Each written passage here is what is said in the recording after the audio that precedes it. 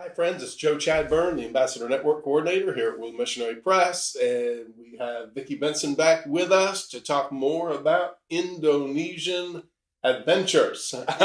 What was your heartbeat concerning the need for the Gospel of John, the Bible study, and how that came about? We saw the inception of that, so we learned quite a bit on that last video, and I'm just excited about hearing more about this Indonesian adventure. Yes, well, after we took 9 months of language study, which didn't mean that we were very fluent by any means. And in fact, I never really was comfortable speaking the language, but I could understand it and read it pretty well. And but Jay liked to practice his Indonesian, and so he really got very fluent. Although I'd like to ask some of the people back then how fluent he really was, but at least they were able to understand. Well, it's nice to be immersed in a culture, too. They speak the language. It's not like you're trying to learn it here in the United States. Right. Yeah. And you pretty much had to learn it. Sure. There were some English speakers, but... Now, as far as the signage, where you go down the road or anything, was anything in English? Or stores, anything like that? Not much. Not much. Not much. Indonesian, you better learn it or know somebody who knows it. It was very interesting because it had been a Dutch colony, and I had learned Afrikaans in school growing up in South Africa, and a lot of the words were similar. Sure. There were a lot of Dutch words in the Indonesian language. Nice. As well as Arabic words. Who'd have known? Yeah.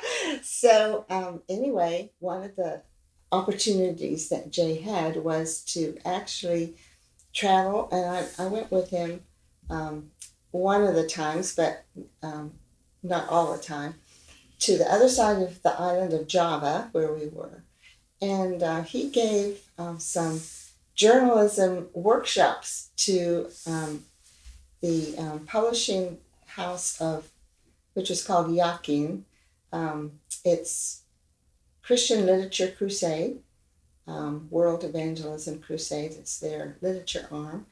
And they became our coordinator in Indonesia and still are to this day. Wow.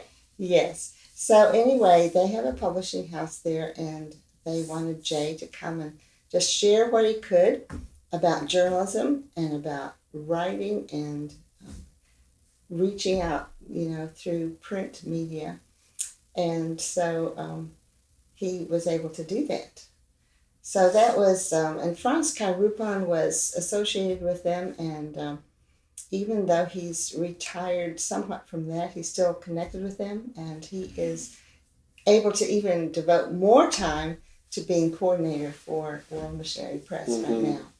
And so there is much more being done in Indonesia than there was back then, and it's been going on all these years, which is an amazing... That's great. So I sometimes think that was one of the main purposes why we were there. Well, after about 3 years or so, we were expecting a little child. And looking back on it, I feel that was a miracle, because I had had 1 miscarriage before we went to Indonesia, and 2 after we came back home. And so I feel like, even though everything went normally, I feel like it was a miracle, and it was because people were praying for us. Because when we got there, people, Indonesians, are very direct, and they say, "You don't have any children yet? We'll pray for you." So I feel like it was the prayers of the Indonesian people that we have our son Jeff, who was born at that time. And it turned out that my dad and my brother Harry were traveling around the world, making the first real film about World Missionary Press. It was called The Great Command, and they reenacted some of the testimonies in different countries, and it was really quite a thing. It cost a lot of money because it was done on actual film. It was before the days of videotape. And so it was a 16 millimeter film. And so anyway, they came to Indonesia as part of that trip and were with us for Christmas when Jeff, our son, was 10 months old. Wow. So that was a really amazing thing for them to come. And so while they were with us, we took them different places. And one of the places we'd heard about, but we'd never been there before, was to Dago Tea House. And when we went up there, it was such a serene place. And it was on like one of the mountains. Mm-hmm. And it looked over this big valley where Bandung was.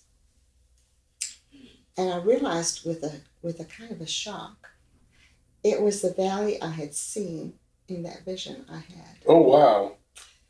When I heard God say, I want you in Indonesia. Mm-hmm. And it was just that same looking out over that valley. And I thought, wow, this is such a wonderful perspective, because we've lived in that valley all this time, 3 years, and 10 months almost, and it was like, wow. Well, it was like maybe 2. But when you saw it from the tea house, is when you saw this is the valley that you had seen in your vision when the Lord called you to Indonesia. What a neat perspective. I wish we'd found this tea house before. We could have come up here. That must have been a great cup of tea. It was. Now, this was 3 years, the tea house overlooking the valley. This was 3 years into your time in Indonesia. Yes. How long total were you in Indonesia? 4.5. So 4.5. So this is more toward the tail end that you finally figured out. This is the place that I saw in the dream. Okay. Yes. So that was a great confirmation.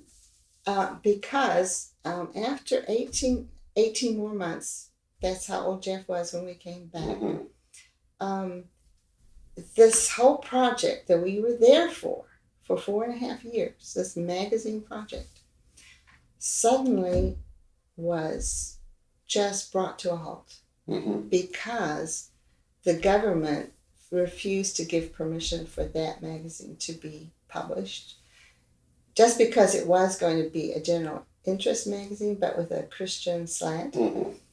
And it is okay if it's a Christian magazine and just sold to the churches and everything, but it can't be in the general public. Mm-hmm. And so that whole idea came to an end in a way. And so Colin, he decided the best thing was just to give severance pay to all the people that were there. And they rehired some of them to be part of the publishing house. But one of the men there, he didn't like that at all. Severance pay wasn't enough for him.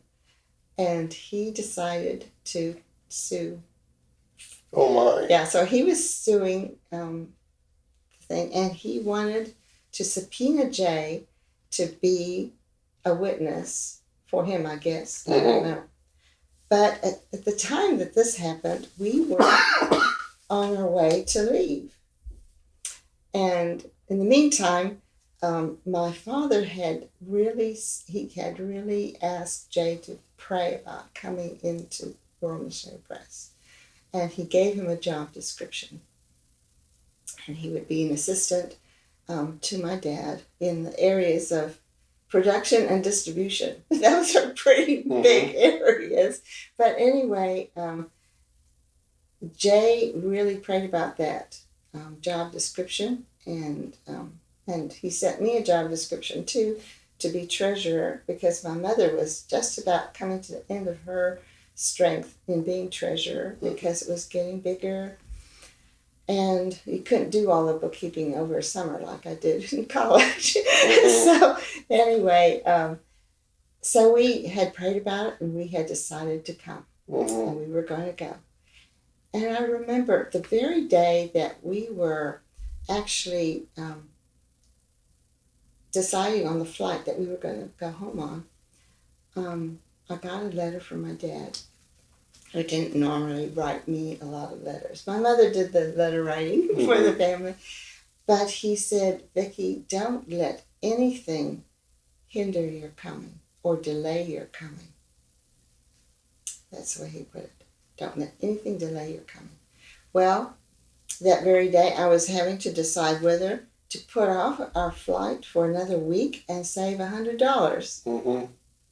because it was in a different time frame. And I thought, he says, don't let anything delay your coming. So we didn't do it. $100 was a lot more money back then. It was a lot of money. Yes, yes. It was a lot of money. So, so we didn't do it. And when it came time to actually leave, this subpoena had hit the immigration office, and we were on a blacklist to fly out of the country. Mm. So, the mission headquarters down in Jakarta got us off the blacklist just the day before we were to fly out. Wow. If we had waited another week, we would be back on the blacklist. Mm-hmm. So It was like, oh, it was so dramatic. And one of the missionaries there gave me a verse about no weapon that is formed against you will prosper. Mm-hmm.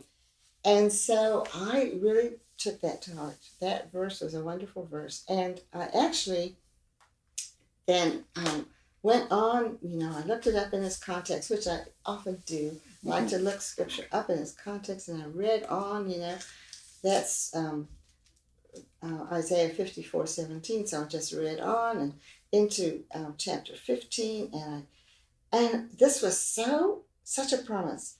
For you shall go out with joy and be led out with peace. Yes. And the mountains and the hills shall break forth into singing before you, and all the trees of the field shall clap their hands. Yes. Instead of the thorn shall come up the cypress tree, and instead of the briar shall come up the myrtle tree, and it shall be to the Lord for a name, for an everlasting sign that shall not be cut off. Yes. And I just hung Isaiah on to 55. that. Yes, that's powerful. Those two verses are right after the very familiar one. Yeah. So shall my word be. Yeah. It goes out of my mouth. It shall not return to me void, but it shall accomplish what I please, and it shall prosper in the thing for which I sent it. And it was like we were in Indonesia for an entirely different reason than we actually went there for. Mm-hmm. And so we were very content with everything that turned out because we just left everything to God.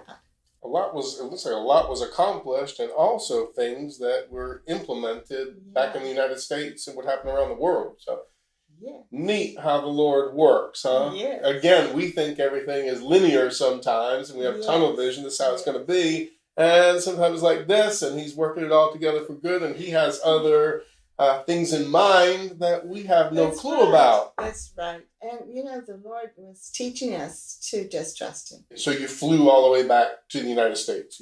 You flew back. Air was more fun than ship, I'm sure. But we took our time. We decided to spend 3 weeks in Europe, and maybe that will... We'll talk about that next time. I know also, a little bit about that. That's a fun story.